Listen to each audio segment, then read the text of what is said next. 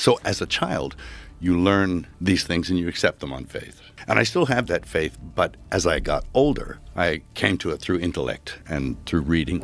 The written word was very important because it was, you got all those books, the Bible, you've got the different gospels and stuff that people are quite familiar with.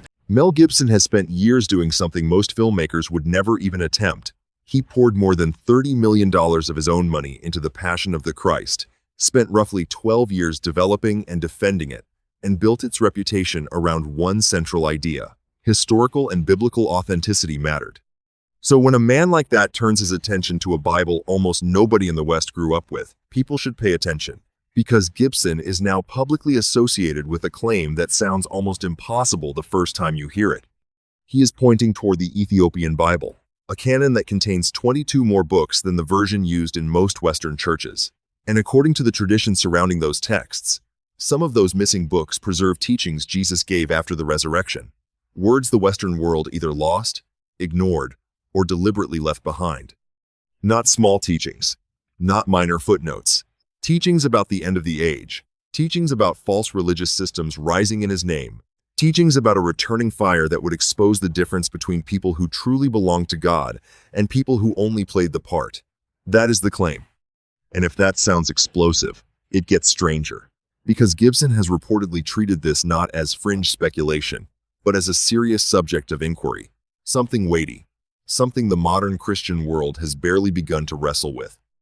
And the deeper you go into these Ethiopian texts, the more you start to see why this topic has remained at the edges of mainstream conversation. Because this is not just about extra books. It is about whether entire dimensions of early Christianity were hidden in plain sight. But before we even touch those writings, there is one question that matters more than all the others. Why Ethiopia? Why would a country in East Africa become the last great vault for ancient biblical material the rest of the Christian world never fully received? That answer begins long before Mel Gibson, long before Rome, and long before the Bible was ever standardized in the way most people imagine. Ethiopia is not just old. Ethiopia is ancient in the deepest sense of the word. It is one of the oldest civilizations on Earth, with a recorded history stretching back more than 3,000 years. And in Christian history, it occupies a place that is both extraordinary and often overlooked. It was the first Christian kingdom in the world, but that fact alone does not explain everything. The crucial detail, the one that changes the whole story, is this: Ethiopia was never successfully reshaped by foreign religious power in the same way so many other places were. While much of the world had its language, customs, and spiritual traditions reworked by conquest and empire, Ethiopia remained stubbornly, almost mysteriously intact. It was pressured, attacked, invaded, challenged, but never truly absorbed. And that matters. Because when nearly every other region had its spiritual life filtered through imperial systems, Ethiopia preserved something independent.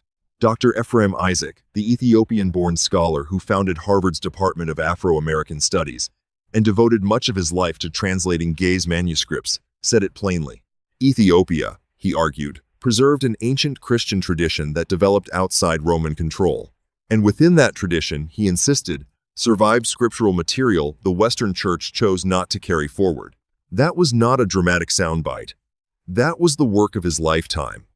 He spent decades trying to make those texts available to the world, and he repeatedly argued that the Ethiopian canon may be one of the most important and most neglected collections of early Christian writing still in existence. Then there is the sacred memory Ethiopia has always carried about itself. According to Ethiopian tradition, the nation's spiritual ancestry reaches back to Menelik I, believed to be the son of King Solomon and the Queen of Sheba. And the story does not stop there. Ethiopian belief holds that Menelik brought the Ark of the Covenant itself to Aksum, where, according to that tradition, it remains to this day inside a small chapel protected by a single appointed monk. No visitors. No rotation of guards. No public display. One guardian. Now, whether someone accepts that literally or symbolically is almost beside the point. The larger point is what that belief reveals. This is a civilization that organized part of its identity around guarding what it understood to be a biblical treasure of the highest possible order. That is not casual devotion. That is not second-hand faith. That is a culture that saw itself as custodian, not consumer, of sacred history. And that mindset helps explain what came next. Christianity appears in Ethiopian history as early as the 4th century, not as a late missionary project copied from Europe centuries later, but as an ancient and deeply rooted faith. Some traditions even place elements of biblical devotion there long before formal Christian structures took shape. However, one frames it, Ethiopia became one of the earliest and most continuous Christian civilizations the world has ever known. Older than many of the institutional forms of Christianity people now assume have always been there. Older than the centralized structures that later defined orthodoxy for much of Europe. By the 6th century, the traveler Cosmas Indicopleustes described Ethiopia as an established Christian nation, already known as a place that gave shelter to persecuted believers when other places would not. That alone tells you something. Ethiopia was not on the edge of Christian history. It was already living a version of that history on its own terms, and those terms did not come from Rome. The Ethiopian Orthodox Tewahedo Church developed its theology, liturgy, and scriptural inheritance independently. It did not wait for Roman supervision. It did not need Western permission. And while the Roman world was deciding which books would be included in the Bible, Ethiopia was preserving a broader library. That is where the numbers start to matter. The broader Ethiopian canon contains 81 books. The narrower version, later recognized officially under Emperor Haile Selassie, contains 72.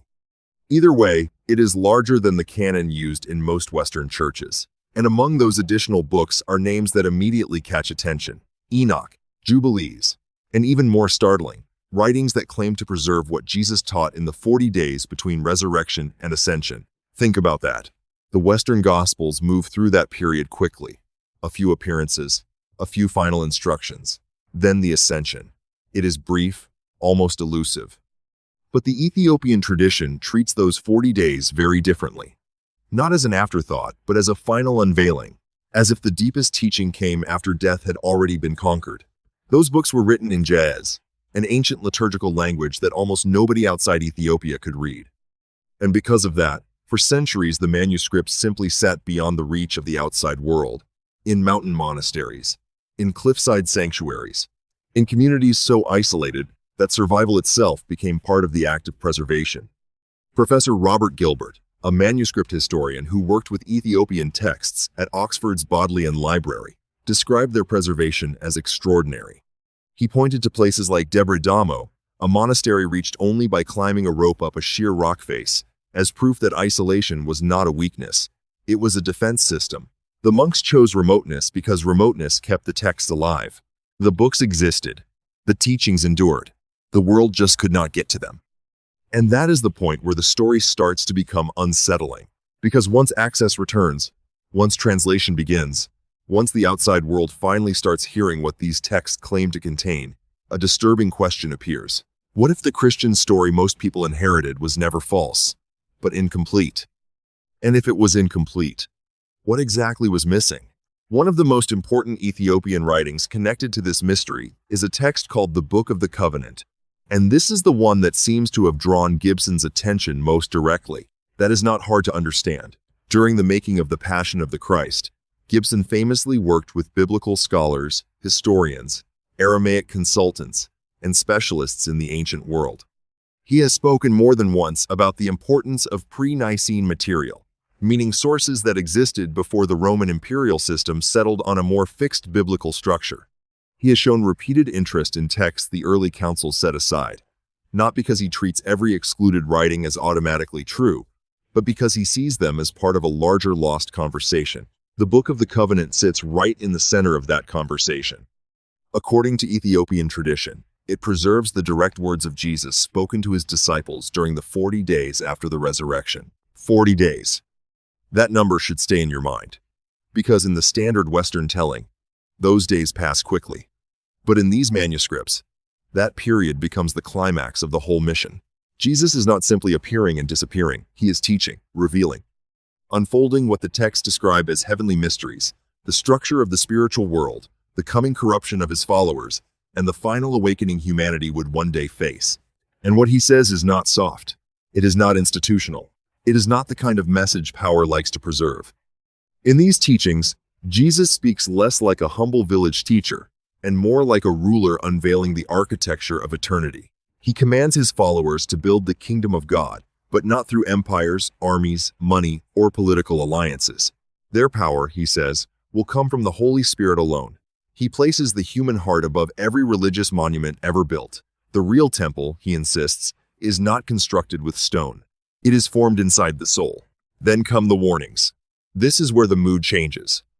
Jesus tells them a time will come when people will twist his words until they no longer resemble what he actually taught. They will use his name loudly, while remaining hollow within. They will raise temples covered in gold and marble while forgetting the only sanctuary God ever truly wanted to dwell in.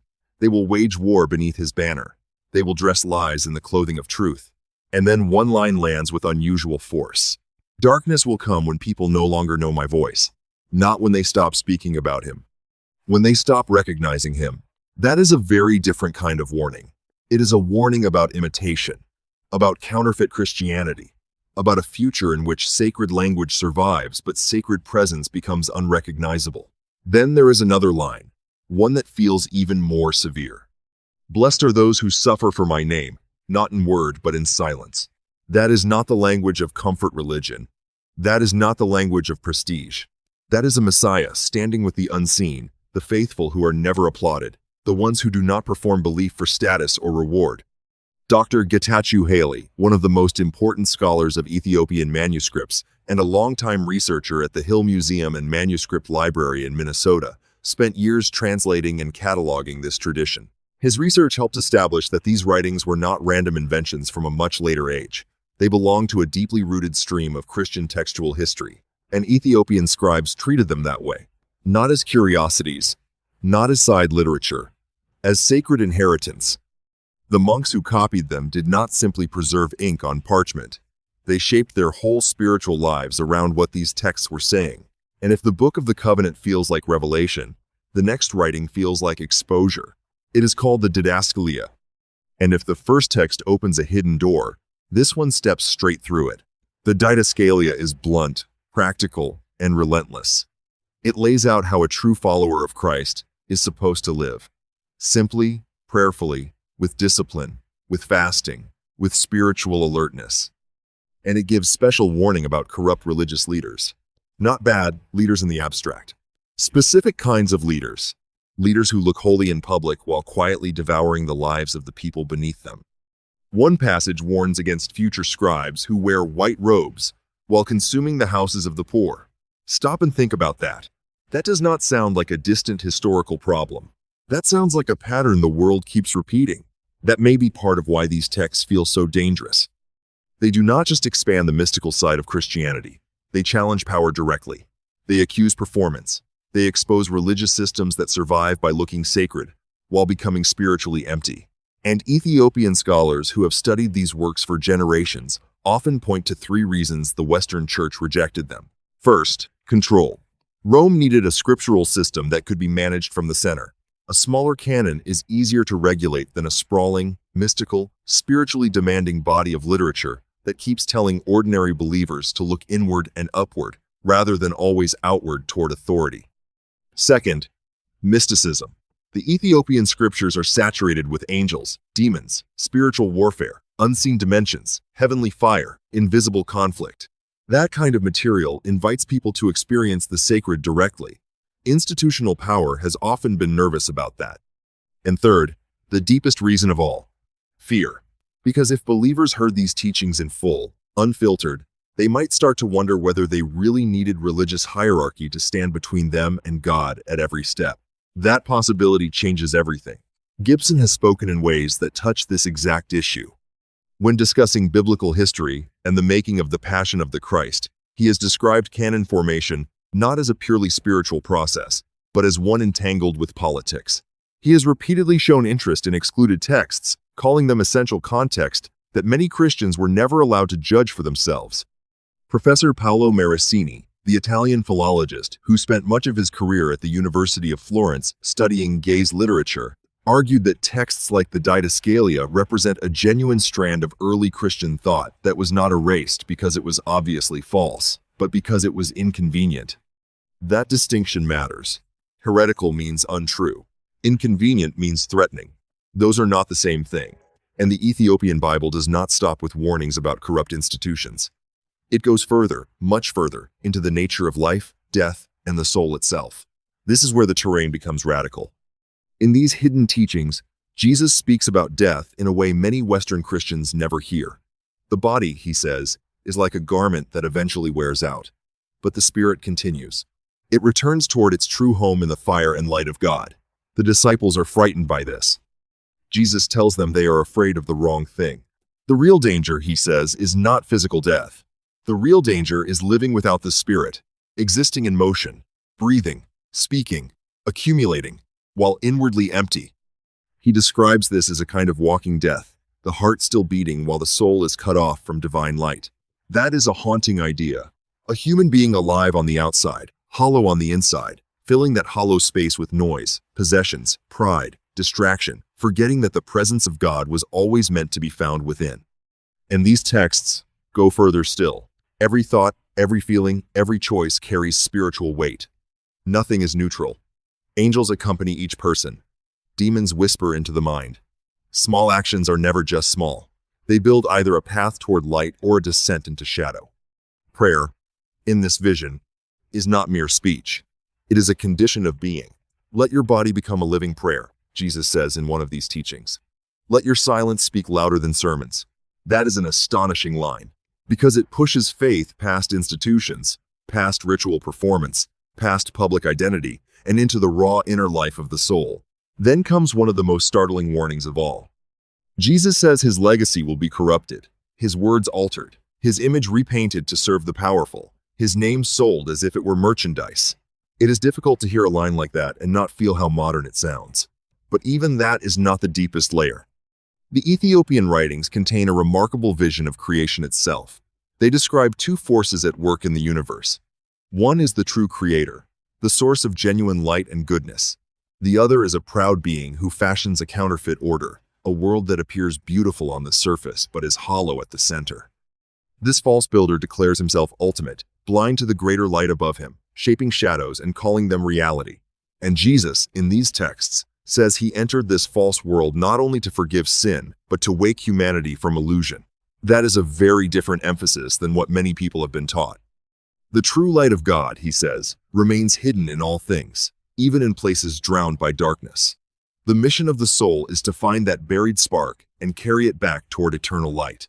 That is not merely moral religion. That is cosmic awakening. Dr. Kirsten Regan Peterson, the Danish scholar who lived among Ethiopian monastic communities and studied their manuscripts firsthand, described these teachings as a form of Christianity far more interior, far more demanding, and far more spiritually intense than what the Western tradition chose to preserve. She wrote that Ethiopian monks did not treat these texts as relics from a vanished age. They treated them as living instruction, urgent in every century. And then the Ethiopian Bible moves toward what may be its most unsettling section of all, the final prophecy. According to these texts, before the Ascension, Jesus gave a final prophetic warning, and among people familiar with Gibson's long-awaited sequel, The Resurrection of the Christ, this is said to be the passage that has held his attention more than any other. Why? Because it does not read like a distant prophecy. It reads like a message addressed to now. Jesus says a time will come when love will disappear from the earth. Faith will become a performance. People will worship with open mouths and sealed hearts. Religion will become a costume instead of a transforming fire. That image stays with you. Religion as costume. And yet the prophecy does not end in despair. Jesus says that even in such a world, his spirit will return, not through cathedrals, not through power centers, not through institutions controlling the sacred, but through the quiet, the broken, the overlooked. My spirit will move where religion cannot reach. The proud will not see it, but the broken will. They will know me not through words, but through fire. That fire is not described as destruction, not punishment. Awakening. A purifying blaze that burns away falsehood and pride, the way a furnace strips impurity from metal. It leaves only what is real. And according to these writings, that fire will come again before the end, separating those who truly sought truth from those who only wore truth as a disguise.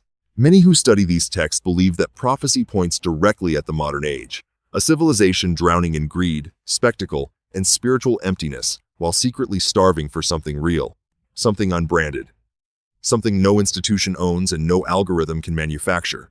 Then comes the promise. the line Gibson is said to have returned to again and again. The truth can never die. I am the seed and the sword. I will return. That does not sound like surrender. The Ethiopian texts do not end with defeat. They end with defiance. With the claim that truth cannot be permanently buried, no matter how much corruption surrounds it, no matter how many institutions betray it, no matter how many centuries pass, truth returns through human hearts that refuse to stop seeking. And that may be exactly what the Ethiopian monks understood all along. They were not just protecting old books.